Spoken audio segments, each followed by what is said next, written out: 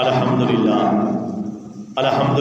رب العالمین والعاقبۃ للمتقین والصلاۃ والسلام علی سید الانبیاء والمرسلین اما بعد فاعوذ باللہ من الشیطان الرجیم بسم اللہ الرحمن الرحیم ان اللہ وملائکتہ یصلون علی النبی یا ایھا الذین آمنوا صلوا علیہ وسلموا تسلیما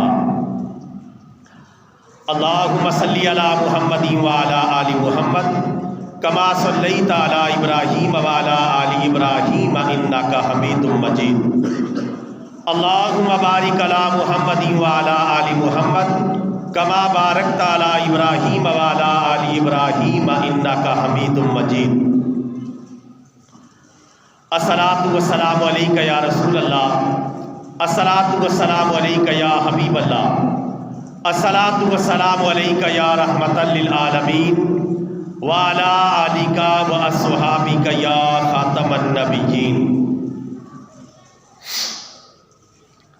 واجب الاحترام برادران اسلام، سب کی سب تعریفیں اللہ رب العالمین عز و جل کے لیے، جس نے بلا شرکت غیر پوری کائنات کو وجود عطا فرمایا، اور درود لامحدود اور سلام بے شمار ہمارے پیارے نبی، ہمارے پیارے آقا، ہمارے پیارے پیغمبر سرکار مدینہ، سرور قلب و سینہ، فیض گنجینہ، صاحب معطر پسینہ، باعث نزول سکینہ، آقا نامدار، مدینے کے تاجدار، سارے نبیوں کے سالار، حبیب کردگار، محبوب پروردگار، جناب احمد مختار، حضرت محمد مصطفیٰ صلی اللہ علیہ وسلم کی ذات گرامی پر، کہ جنہوں نے دنیا میں تشریف لا کر حق کا بول بالا فرمایا۔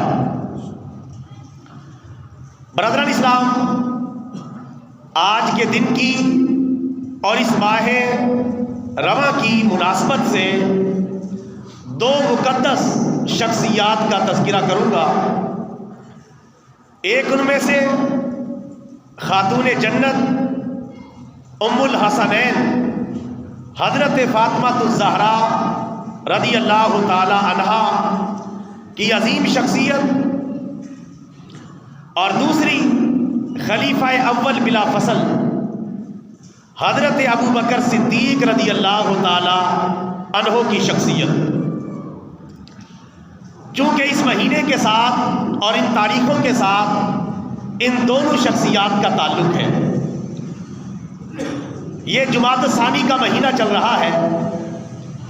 20 جمادی الثانی کو خاتون جنت ام الحسنین سیدۃ الکونین مخدومہ کائنات حضرت فاطمہ الزہرا رضی اللہ تعالی عنہا کا یوم پیدائش،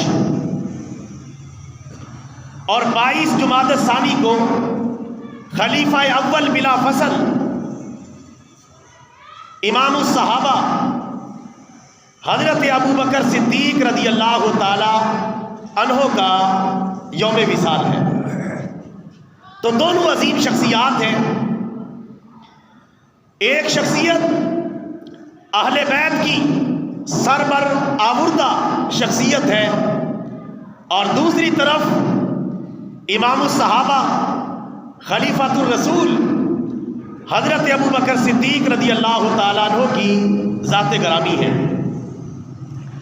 اور ہم الحمدللہ کتنے خوش نصیب ہیں، اہل بیت سے بھی پیار کرتے ہیں اور صحابہ کی جماعت سے بھی پیار کرتے ہیں۔ حضرت فاطمہ رضی اللہ تعالی عنہا کی عظمت کے بھی گن گاتے ہیں، اور صحابہ کے امام حضرت ابو بکر صدیق رضی اللہ تعالی عنہ کی شان و عظمت کو بھی بیان کرتے ہیں۔ کیونکہ یہ شخصیات صرف تاریخی شخصیات نہیں، بلکہ یہ قرآنی اور حدیثی شخصیات ہیں، جن کی شان و عظمت کا تذکرہ اور اشارے اللہ کے قرآن میں موجود ہیں، اور پیارے نبی صلی اللہ علیہ وسلم کے فرمان میں موجود ہیں۔ मखदूमा कायनात हजरत फातिमा ज़हरा रज़ी अल्लाह ताला अन्हा वो अजीम शख्सियत है कि जिन्हें प्यारे नबी सल्लल्लाहु अलैहि वसल्लम की सबसे लाडली और प्यारी बेटी होने का एजाज़ हासिल है, जो हजरत अली रज़ी अल्लाह ताला अन्हु की ज़ौजा मोहतरमा है। जन्नती नौजवानों के सरदार हसनैन करीमैन की वालिदाए मोहतरमा होने का एजाज़ उन्हें हासिल है और सैयदा निसाइल आलमीन होने का एजाज़ भी इन्हें हासिल है और सैयदतुन निसाई अहलिल जन्ना होने का एजाज़ भी इन्हें हासिल है। और ये तमाम जन्नती औरतों की सरदार औरत है। ये एतबार भी और ये जाविया भी इनकी फजीलत का बहुत बड़ा तुर्रा इम्तियाज है। हजरत फातिमा रज़ी अल्लाह ताला अन्हा उन 5 अजीम खवातीन में शामिल है जो सारी दुनिया की खवातीन से अफजल है, जिनमें आसिया बिनते मुज़ाहम फिरौन की बीवी, जो सब खवातीन में अफजल खवातीन की फहरिस्त में शामिल है। हजरत मरियम बिनते इमरान जो कि हजरत ईसा अलैहिस्सलाम की वालिदा मोहतरमा है। नंबर 3 उम्मुल मोमिनीन हजरत खदीजतुल कुबरा रज़ी अल्लाह ताला अन्हा, जो नबी पाक सल्लल्लाहु अलैहि वसल्लम की पहली बीवी है और प्यारे नबी सल्लल्लाहु अलैहि वसल्लम की सारी औलाद उन्हीं से है सिवाय एक बेटे इब्राहीम के। और चौथी खातून उम्मुल मोमिनीन हजरत आयशा सिद्दीका रज़ी अल्लाह ताला अन्हा है। और 5वीं खातून मखदूमा कायनात खातून जन्नत और जन्नती तमाम औरतों की सरदार हजरत फातिमा ज़हरा रज़ी अल्लाह ताला अन्हा है। अल्लाह तबारक व तआला ने और प्यारे रसूलुल्लाह सल्लल्लाहु अलैहि वसल्लम ने आपको बड़े ही मकाम और मर्तबा से नवाजा है। आप बड़ी आबिदा, जाहिदा, तय्यबा, पाकीज़ा, राकिया, साजिदा खातून थी। अल्लाह ताला की बहुत ज़्यादा इबादत करने वाली थी, अल्लाह ताला को बहुत ज़्यादा याद करने वाली थी। रातों को जाग जाग कर लंबे लंबे सजदे करती थी और अल्लाह ताला की पूरी पूरी रात इबादत में लगी रहती थी। इनके बाज़ अक़वाल ऐसे भी मिलते हैं, बाज़ औक़ात रात खत्म हो जाती और हजरत फातिमा का सजदा खत्म ना होता, और कभी कभार अल्लाह की बारगाह में ये नाज़ो नियाज से अर्ज करती थी कि या अल्लाह कोई एक रात तो ऐसी लंबी बना दे कि फातिमा तुझे जी भर के सजदा कर सके। ऐसी आबिदा, जाहिदा, राकिया, साजिदा खातून थी। नबी पाक सल्लल्लाहु अलैहि वसल्लम ने जितनी मुश्किलात उठाई हैं उन मुश्किलात के अंदर हजरत फातिमा रज़ी अल्लाह ताला अन्हा भी शामिल रही है। मक्का में कुरैश मक्का ने जितनी तकालीफ रसूल पाक को पहुंचाई, हजरत फातिमा रज़ी अल्लाह ताला अन्हा ने भी उन तकालीफ का सामना किया और आका अलैहिस्सलाम का हर जगह दिफा किया। जब एक मौके पर आका अलैहिस्सलाम नमाज पढ़ रहे थे, सजदे की हालत में थे, कुछ बदबख्त काफिरों ने ऊंट की ओजड़ी पकड़ी और रसूल पाक सल्लल्लाहु अलैहि वसल्लम की कमर मुबारक पे रख दी। इब्तिदाई दौर की बात है। हजरत फातिमा रज़ी अल्लाह ताला अन्हा जो उस वक्त छोटी उम्र की थी, दौड़ी हुई गई, रसूल पाक सल्लल्लाहु अलैहि वसल्लम की मुबारक पुश्त से उस ओजड़ी को नीचे गिराया और आपकी कमर मुबारक को साफ किया और उनके साथ सख्त कलाम किया जिन्होंने आप सल्लल्लाहु अलैहि वसल्लम को तकलीफ पहुंचाई थी। हजरत फातिमा रज़ी अल्लाह ताला अन्हा के बेशुमार फजाइल हैं। जब रसूल पाक सल्लल्लाहु अलैहि वसल्लम मर्ज़ुल वफ़ात में थे तो आका अलैहिस्सलाम ने हजरत फातिमा को अपने पास बुलाया और कान में कोई बात कही, जिसे सुनकर हजरत फातिमा रो पड़ी। اس کے بعد رسول پاک صلی اللہ علیہ وسلم نے پھر بلایا، پھر کان میں کوئی بات کی جسے سن کر حضرت فاطمہ ہنس پڑی، مسکرا پڑی۔ بعد میں جب ان سے پوچھا گیا کہ آپ کے رونے اور ہنسنے کی کیا وجہ تھی، آپ کیوں روئی اور کس بات پر ہنسی، تو انہوں نے فرمایا جب پہلی مرتبہ رسول پاک نے میرے کان میں سرگوشی کی تو آپ صلی اللہ علیہ وسلم نے مجھے یہ بتایا کہ فاطمہ اسی مرض الوفات میں اللہ تعالیٰ کی دعوت کو قبول کر لوں گا اور اللہ تعالیٰ کی بارگاہ میں چلا جاؤں گا، یعنی میرا وصال ہو جائے گا۔ یہ بات سن کر میں رو پڑی۔ آقا علیہ الصلوۃ والسلام نے پھر دوبارہ مجھ سے سرگوشی فرمائی اور مجھے مخاطب کر کے فرمایا، اے فاطمہ تمہیں غم زدہ ہونے کی ضرورت نہیں، کیا تم اس بات پہ راضی نہیں کہ اللہ تعالیٰ نے تمہیں تمام جنتی عورتوں کا سردار بنا دیا ہے، اور فرمایا میرے اہل بیت میں سب سے پہلے تم مجھ سے آ کر ملو گی، یعنی میرے اہل بیت میں سب سے پہلے تمہارا وصال ہوگا، تم مجھ سے ملاقات کرو گی۔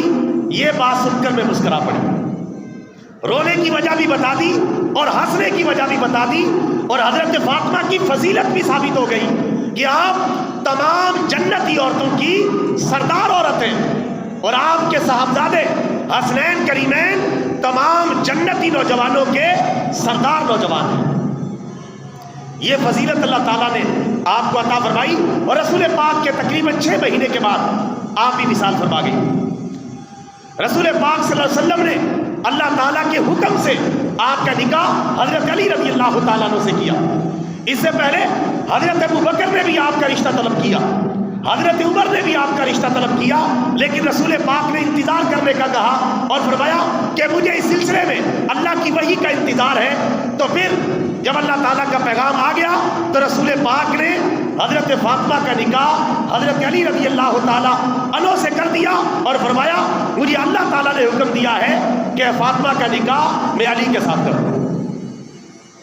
یہ عظیم خاتون بڑی متقیہ اور پرہیزگار خاتون تھی، اور رسول پاک صلی اللہ علیہ وسلم کی تعلیمات، عادات و اطوار، آپ کے طرز زندگی اور آپ کی سیرت کا عملی نمونہ تھی۔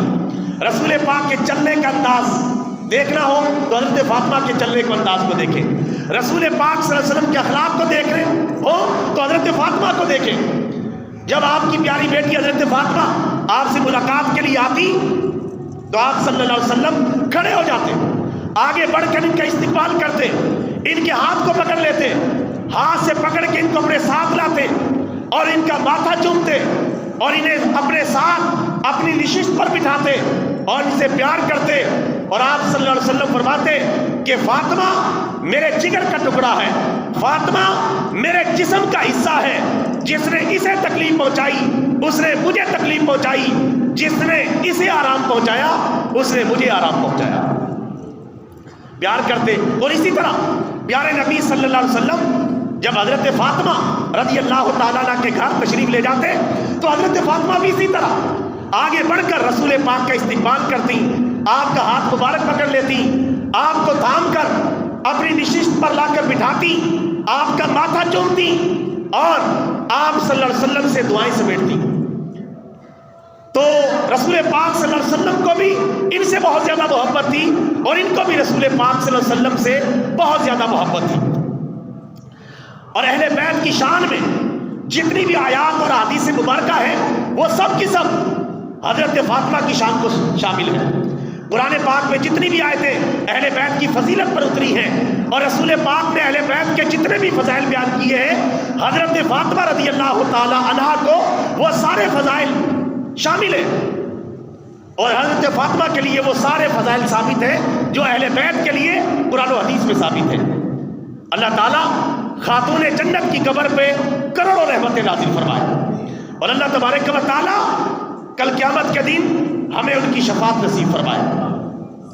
برادران اسلام، دوسری شخصیت جن کا 22 جمادی الثانی کو وصال ہوا، خلیفہ اول بلا فصل حضرت ابوبکر صدیق رضی اللہ تعالیٰ عنہ۔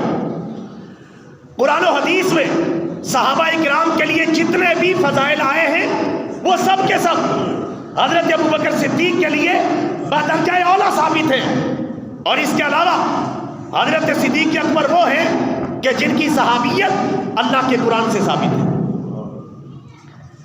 کسی اور صحابی کی صحابیت قرآن سے ثابت نہیں سوائے حضرت ابو بکر کے. ان کی صحابیت کا ذکر اللہ کے قرآن میں موجود ہے. اس لیے علماء نے لکھا ہے جو حضرت ابو بکر صدیق کی صحابیت کا انکار کرے وہ دائرہ اسلام سے نکل جاتا ہے. کیونکہ قرآن پاک میں اللہ تعالیٰ نے آپ کو صحابی رسول قرار دیا ہے. اذ یقول لصاحبہ لا تحزن ان اللہ معنا. اسی طرح سورۃ اللیل کی آخری 5 آیات حضرت ابو بکر صدیق رضی اللہ تعالیٰ عنہ کی شان میں نازل ہوئی ہے. وَسَيُجَنَّبُهَا الْأَتْقَى الَّذِي يُؤْتِي مَالَهُ يَتَزَكَّى وَمَا لِأَحَدٍ عِندَهُ مِن نِّعْمَةٍ تُجْزَىٰ إِلَّا ابْتِغَاءَ وَجْهِ رَبِّهِ الْأَعْلَىٰ وَلَسَوْفَ يَرْضَىٰ. ان آیات میں بتایا گیا ہے کہ سب سے زیادہ متقی اور جو پرہیزگار ہے اسے جہنم سے دور کر دیا جائے گا اور جنت کے قریب کر دیا جائے گا. اور یہ اپنا مال اللہ تعالیٰ کو راضی کرنے کے لیے خرچ کرتا ہے, کسی کو راضی کرنے کے لیے نہیں. اور اس کا بدلہ کل قیامت کے دن اللہ تعالیٰ چکائے گا. اور فرمایا اس پر کسی کا احسان نہیں کہ جس کا یہ بدلہ چکا رہا ہے. یہ اپنا مال جب بھی خرچ کرتا ہے اپنے پروردگار کو راضی کرنے کے لیے خرچ کرتا ہے. اللہ تعالیٰ خود حضرت ابو بکر صدیق رضی اللہ تعالیٰ عنہ کی تعریف بیان کر رہا ہے. اور پیارے نبی صلی اللہ علیہ وسلم نے سینکڑوں احادیث مبارکہ میں حضرت ابو بکر کی شان بیان فرمائی. آپ نے فرمایا دنیا میں جس کسی کا میرے اوپر کوئی احسان تھا میں نے ہر ایک احسان کا بدلہ چکا دیا ہے سوائے ابو بکر کے. ابو بکر کے احسانات کا بدلہ اللہ تعالیٰ ہی کل قیامت کے دن چکائے گا. اور رسول پاک صلی اللہ علیہ وسلم نے حضرت ابو بکر صدیق رضی اللہ تعالیٰ عنہ کے بارے میں ایک موقع پر ارشاد فرمایا. ایک خاتون آئی رسول پاک سے کوئی مسئلہ حل کروانے کے لیے. آپ صلی اللہ علیہ وسلم مصروف تھے. آپ نے فرمایا بی بی دوبارہ آ جانا. اس نے عرض کیا یا رسول اللہ اگر میں دوبارہ آؤں اور آپ کو نہ پاؤں تو پھر میں کیا کروں, یعنی اگر آپ وصال فرما جائیں. تو آپ نے فرمایا ابو بکر کے پاس آ جانا, یہ دوبارہ مسئلہ حل فرما دیں گے. حضرت ابو بکر صدیق وہ ہستی ہیں رسول پاک کے مرض الوفات میں 17 نمازوں کی امامت آپ نے کروائی. رسول پاک کی حیات طیبہ میں آپ بیمار تھے, مرض الوفات میں تھے. رسول پاک کی اجازت سے حکم سے مصلی رسول پر کھڑے ہوئے اور 17 نمازوں کی امامت کرانے کی سعادت حاصل کی. یہ حضرت ابو بکر صدیق رضی اللہ تعالیٰ عنہ. رسول پاک صلی اللہ علیہ وسلم نے اپنی زندگی میں اشارہ دے دیا تھا آپ کو مصلی امامت پہ کھڑا کر کے کہ یہ میرے بعد میرے دین کے بھی امام ہیں, میری سیاست کے بھی امام ہیں. اسی وجہ سے حضرت ابو بکر صدیق فضیلت میں بھی پہلے نمبر پر ہے اور خلافت میں بھی پہلے نمبر پر ہے. یہ اللہ تعالیٰ نے اور پیارے رسول اللہ صلی اللہ علیہ وسلم نے آپ کو مقام اور مرتبہ عطا فرمایا ہے. آقا علیہ الصلوۃ والسلام کی ایک حدیث مبارکہ ہے مسلم شریف میں. آپ صلی اللہ علیہ وسلم ایک مرتبہ صحابہ کرام سے مخاطب تھے.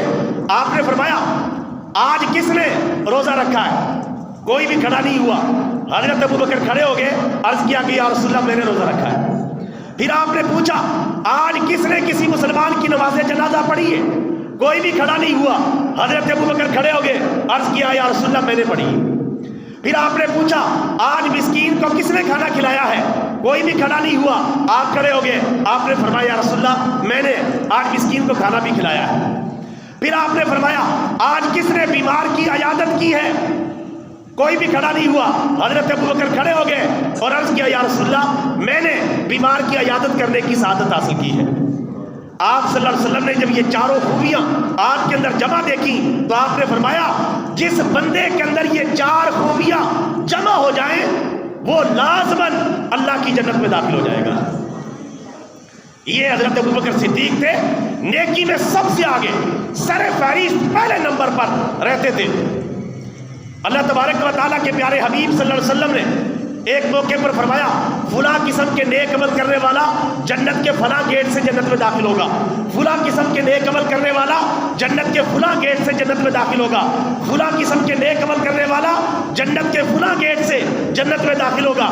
حضرت ابو بکر رضی اللہ تعالیٰ عنہ نے عرض کیا یا رسول اللہ ویسے تو بندہ کسی بھی جنت کے گیٹ سے جنت میں داخل ہو جائے سعادت کی بات ہے, لیکن میرے دل میں ایک بات آ رہی ہے. آپ نے پوچھا وہ کیا؟ عرض کیا کہ یا رسول اللہ میرے دل میں یہ بات آ رہی ہے کوئی ایسا خوش نصیب بھی ہے کہ جس کو جنت کے سارے دروازوں سے بلایا جائے گا اور سارے دروازوں سے اسے داخل ہونے کی اجازت دی جائے گی کہ وہ جس دروازے سے چاہے اللہ کی جنت میں داخل ہو جائے، کوئی ایسا خوش نصیب بھی ہے؟ تو آپ صلی اللہ علیہ وسلم نے فرمایا ہاں ابو بکر، مجھے اللہ سے امید ہے کہ تم ان لوگوں میں شامل ہو۔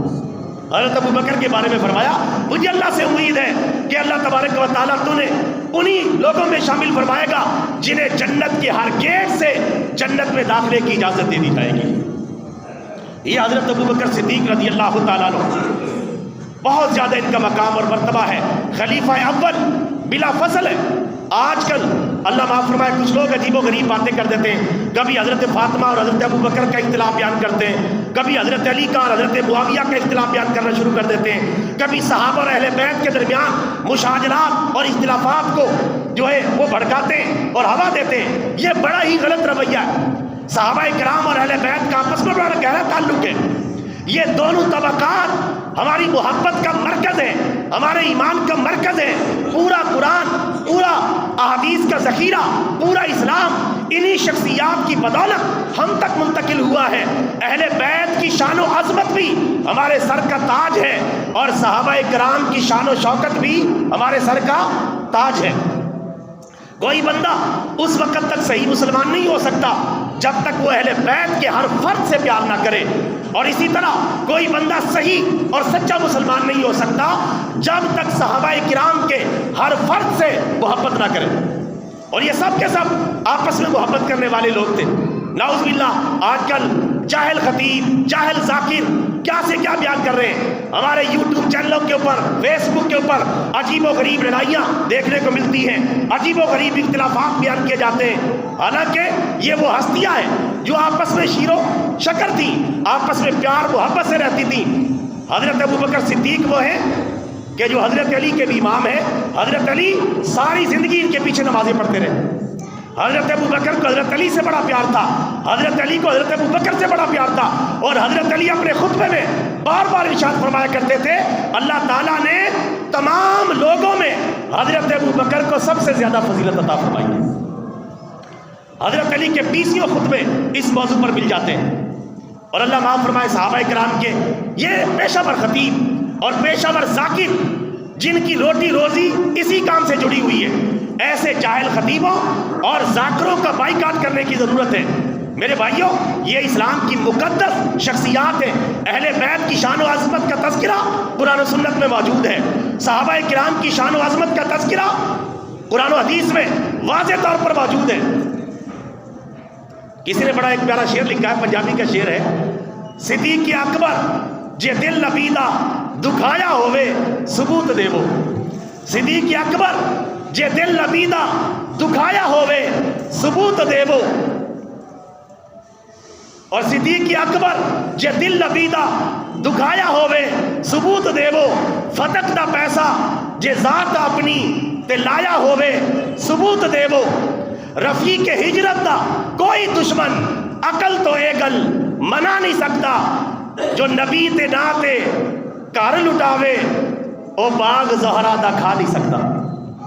حضرت ابو بکر صدیق کی شان سبحان اللہ، حضرت فاطمہ کی شان سبحان اللہ، صحابہ کرام اور اہل بیت آپس میں پیار محبت کرنے والے، لیکن لوگوں نے اپنے اپنے مسلک اور اپنے اپنے فرقے کی ترویج و اشاعت کے لیے ان کے مشاجرات کو بیان کرنا شروع کیا اور امت کو لڑانے پر تلے ہوئے ہیں۔ اور یاد رکھیں، میں آخر میں یہ بات ضرور کہوں گا، صحابہ کرام اور اہل بیت کہ اگر کوئی معمولی اختلافات کسی بات پہ ہو بھی جائیں، وہ بڑی شخصیات ہیں، وہ مقدس شخصیات ہیں، وہ قرآنی شخصیات ہیں، وہ اللہ اس کے رسول کی پسندیدہ شخصیات ہیں۔ ان کے بارے میں اللہ قرآن میں فرما چکا رضی اللہ عنہم ورضوا عنہ، اللہ ان سے راضی ہو چکا اور وہ اللہ سے راضی ہو چکے، اور وہ سب اللہ کی بارگاہ میں پہنچ چکے ہیں۔ ان کا کوئی معاملہ رہ بھی کیا ہوگا تو اللہ تعالیٰ حل فرما دے گا، وہ جانے، اللہ تعالیٰ ان کے معاملات کو جانے۔ امت کو لڑانے کا کسی کو حق نہیں ہے۔ ان معاملات پر امت کو لڑائے، امت میں تفریق پیدا کرے، امت میں فرقہ واریت پھیلائے اور امت کو ٹکڑے ٹکڑے کر دے، ایسا کسی کو اجازت نہیں دی جا سکتی، اور نہ یہ کسی مسلمان کے لیے جائز ہے۔ مجھے بتائیں، یہ عظیم شخصیات ہیں، ہم میں سے کون ہے جو ان کے معاملات میں جج بن سکے، قاضی بن سکے، فیصل بن سکے، اور ایسی اتھارٹی ہو جو ان کے درمیان فیصلہ کر سکے۔ یہ تو بالکل اسی طرح ہے جس طرح کوئی دو پروفیسروں کے اختلاف ہو جائے تو پہلی کلاس کا بچہ اٹھ کے ان کے درمیان جو ہے فیصل بن کے کھڑا ہو جائے۔ اسی طرح تو بڑے بڑے مفتیان کرام ہیں، ان کا کسی مسئلے میں اختلاف ہو جائے تو دینی تعلیم کے پہلے سال کا بچہ ان کے درمیان جو ہے مسائل کے حل کے لیے کھڑا ہو جائے تو کوئی بھی اس کو نہیں مانتا، عقل اس کو تسلیم نہیں کرتی۔ یہ بڑی شخصیات ہے۔ پہلی بات تو یہ کہ یہ ان کا آپس میں پیار اور محبت کا تعلق اتنا زیادہ ہے کہ جو باتیں بیان کی جاتی ہیں 100% جھوٹ ہے، لیکن پھر بھی بات تقاضا ہے بشریت۔ اگر کوئی صحابہ کرام اور اہل بیت کے درمیان کوئی معمولی معاملات میں کوئی اختلاف ہو بھی گیا تو مقدس شخصیات ہے، وہ جانے، اللہ جانے کل قیامت کے دن معاملات ان کے اللہ کی بارگاہ میں جا چکے ہیں۔ آج کل ہر ذاکر، ہر جاہل خطیب صحابہ کرام اور اہل بیت کے معاملات میں جج بن کے بیٹھا ہوا ہے، قاضی بن کے بیٹھا ہوا ہے، اپنی طرف سے فیصلے نافذ کر رہا ہے، امت کو لڑا رہا ہے۔ میرے بھائیوں، یہ راستہ ہمیں ترک کرنا ہوگا۔ کل قیامت کے دن ہمیں جن باتوں کے بارے میں پوچھا جائے گا ان کے بارے میں نہیں بتاتے، جن باتوں کے بارے میں پوچھا ہی نہیں جائے گا ان کے بارے میں پوری امت کو لڑا رہے ہیں اور کافر امت کو ختم کرتے جا رہے ہیں۔ غزہ اور فلسطین میں کیا ہو رہا ہے، دیگر اسلامی ممالک کے اندر کیا ہو رہا ہے، ان کو بچانے کی فکر نہیں۔ اس بات کو سمجھنے کی بڑی ضرورت ہے۔ اللہ تبارک و تعالی ہم سب کو عقل سلیم عطا فرمائے اور صحابہ کرام سے اور اہل بیت سے ٹوٹ کر محبت کرنے کی توفیق عطا فرمائے۔ وآخر دعوانا الحمدللہ رب العالمین۔